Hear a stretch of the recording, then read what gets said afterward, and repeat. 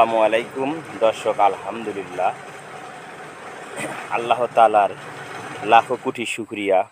পুরো জমিন মাঠকে সবুজে ভরপুর হয়ে গিয়েছে ধানের ফসলের। এখন রং হয়েছে সবুজ। কিছুদিন পর হয়তো এই ফসলগুলো ধান যখন বাহির হয়ে যাবে, পুরো মাঠটা হলুদ বর্ণের হয়ে যাবে। আল্লাহ তাআলার নিয়ামত।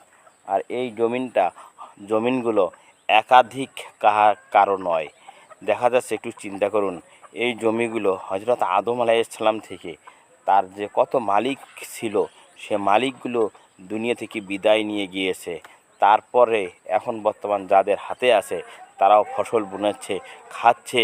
এই জমিগুলো আরও কতজনকার হাতে যাবে একমাত্র সেই আল্লাহই জানে। আর কতজন যে এই জমির ফসল খেয়ে জীবন যাপন করবে একমাত্র সেই মহান আল্লাহ তাআলাই জানে। আর কিন্তু এই জমিন কারো একাধিকভাবে আসেনি, কিন্তু সেই জমিনের পুরাতন মালিকগুলো দুনিয়া থেকে বিদায় নিয়ে গেছে। তার বাপ মালিক, দাদা মালিক ছিল, তারপর বাপ মালিক হয়েছিল, তখন বাপও গেছে, দাদাও গেছে, ছেলে মালিক হয়েছে, ছেলেও চলে গিয়েছে, তার ছেলে মালিক হয়েছে, সেও চলিয়ে যাবে। এইভাবে ধারাবাহিকভাবে চলে থাকবে। জমিনেই থাকবে। জমিন শেষ হয়ে যাচ্ছে না, কিন্তু সেই মানুষগুলোকে আর পাওয়া যাচ্ছে না।